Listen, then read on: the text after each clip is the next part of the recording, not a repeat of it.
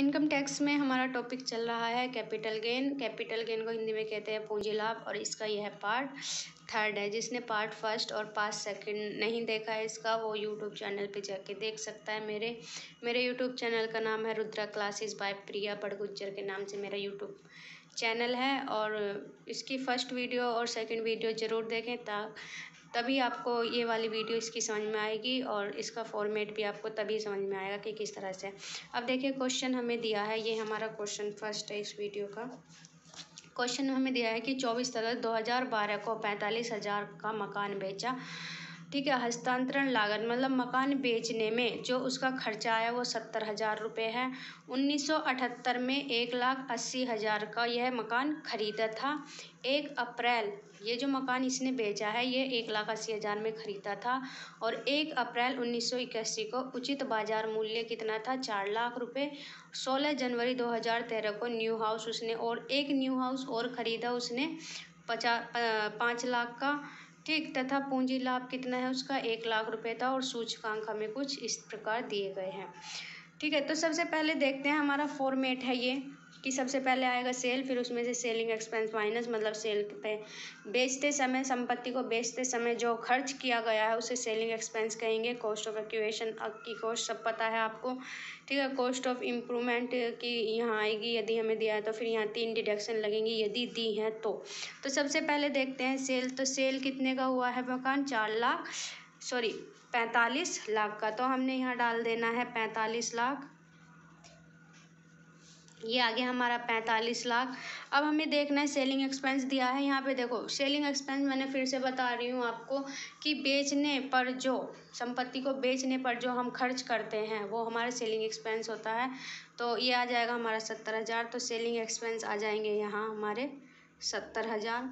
अब इसमें से 70,000 में से मैं 45 लाख में से 70,000 को घटाऊंगी तो मेरा बचेगा 44,30,000। ये हमारा आ जाएगा नेट सेल। ये नेट सेल आने के बाद अब निकालेंगे कॉस्ट ऑफ एक्विजिशन। अब देखिए कॉस्ट ऑफ एक्विजिशन की मैंने कंडीशन भी बताई थी आपको सेकंड पार्ट में 1981 वाली, तो 1981 वाली बताई थी। अब देखो इसमें उचित बाजार मूल्य भी दिया है। यदि हम ये नहीं दिया होता 1 अप्रैल 1981 को उचित बाजार यानी कि market value, fair market value कितनी है हमारी, 4 लाख है। अब यदि ये नहीं दिया होता तो हमारे एक्विजिशन की अमाउंट डायरेक्ट हम ये वाली लिख लेते 1,80,000, लेकिन अब हमें ये दिया गया है 1981 का बाजार मूल्य। अब जब मैंने सेकंड वीडियो में आपको क्वेश्चन कराया था तो मैंने बताया था यदि संपत्ति, ये ध्यान से सुनना, यदि संपत्ति 1981 से पहले खरीदी जाती है, यदि संपत्ति 1981 से पहले खरीदी जाती है और साथ में बाजार मूल्य भी दिया होता है, तो जो हमारी लागत आती है, एक्विजिशन की लागत यानी कि खरीदने की लागत आती है, वो हमारा बाजार मूल्य आएगा।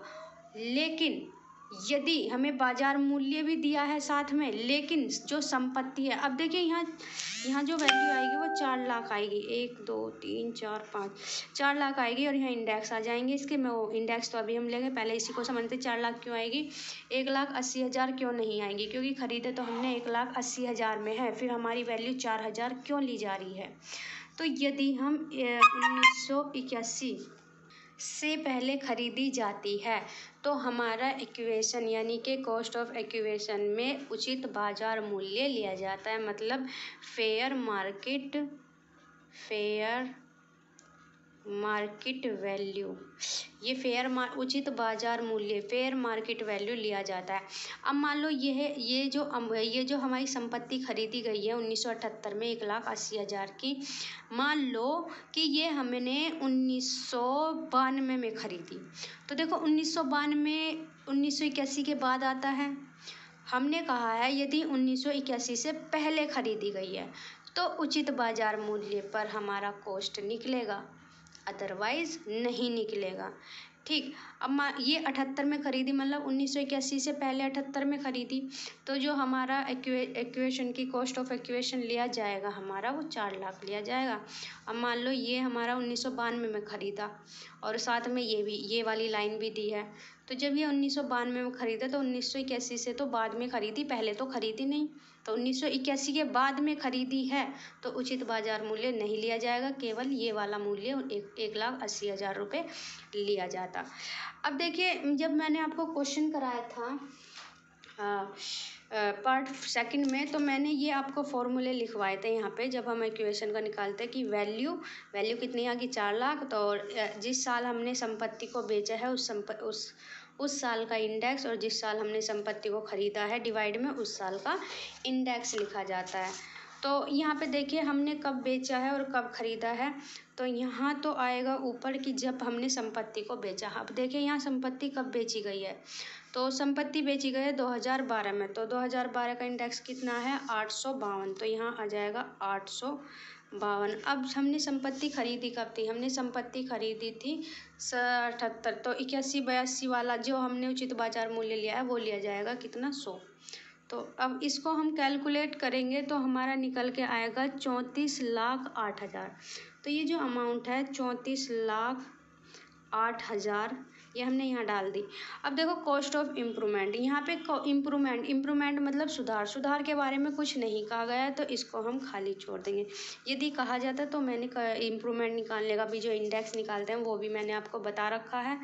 तो अब क्या करेंगे, इसको यदि ये निकलता तो इसको जोड़ के यहाँ लिख देते, लेकिन अब ये नहीं है तो इसको केवल यहाँ लिख देंगे 34,08,000। अब इसमें से इसको घटाएंगे तो हमारे निकल के आएगा ये 10,22,000 हमारा कैपिटल गेन आ जाएगा। अब देखिए यहाँ डिडक्शन की बात आती है। जब हमारा कैपिटल गेन निकल जाता है उसके बाद लगता है हमारा डिडक्शन अंडर सेक्शन 54। तो इसमें मैंने 3 बताए हैं, यदि हमें तीनों दिए हैं तो तीनों डाल देंगे, एक दिया तो एक डाल देंगे। मैंने तीनों इसलिए लिखे हैं यहाँ पे ताकि आपको अच्छे से और भी समझ में आ जाए। तो यहाँ हम देखेंगे कैपिटल गेन और न्यू हाउस। देखो यहाँ पे इसने न्यू हाउस भी ख़रीदा है, तो न्यू हाउस कितना है 5 लाख का है, यहाँ 5 लाख का है न्यू हाउस। और कहा है जो कैपिटल गेन आया है, ये जो कैपिटल गेन है इस वाले में और इस वाले में क्या कहा है कि विच एवर इज़ लेस, इस वाली अमाउंट में और इस वाली अमाउंट में जो भी कम होगा। तो कितना है 5 लाख, तो यहाँ आ जाएगा 5 लाख। अब यहाँ देखिए कैपिटल गेन क्या ऊपर डिडक्शन दी है, कैपिटल गेन की पूंजी लाभ, जो पूंजी लाभ होता है वो कैपिटल गेन कहलाता है। कितना है हमारा 1 लाख, तो इसको हम यहाँ लिख देंगे 1 लाख। अब यहाँ NHAI भी दिया है यानी कि नेशनल हाईवे, ठीक। तो यहाँ तो हमें दिया नहीं कुछ ऐसा, तो हमने इसे खाली छोड़ देना है, ठीक। यदि दिया होता तो यहाँ डाल देते। अब इसका टोटल करेंगे तो ये टोटल आ जाएगा दोनों का 6 लाख, और हमारा ये बचेगा कितना 4,22,000।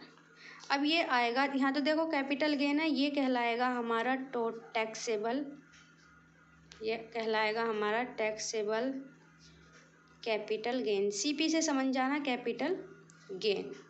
तो ये हमारा क्वेश्चन था इस प्रकार का, जो थोड़ा सा अलग था पिछले क्वेश्चनों से। बाकी मैं और पॉइंट आपको बताऊंगी, इसमें अभी 3-4 पॉइंट बच रहे हैं जो आपके मेन मोस्ट इम्पोर्टेंट है पेपर के लिए, ठीक। वैसे तो ये भी मोस्ट इम्पोर्टेंट है क्योंकि हर टाइप का क्वेश्चन पूछा जाता है पेपर में। तो मैं चाहूँगी कि आप इसे अच्छे से समझें। आप इसका स्क्रीनशॉट ले लीजिए यहाँ से भी, और ये भी आप यहाँ से स्क्रीनशॉट ले लीजिए और इसको समझिए, ठीक। यदि एक बार नहीं आता तो दोबारा फिर से इसको प्ले करके देखिए। मुझे पूरा यकीन है कि आपको बहुत अच्छे से समझ में आएगा। वीडियो अच्छी लगे तो लाइक कीजिए, शेयर कीजिए, कमेंट कीजिए, और यदि आपने चैनल को सब्सक्राइब नहीं किया तो प्लीज़ प्लीज़ प्लीज़ सब्सक्राइब कर लीजिए। Thank you.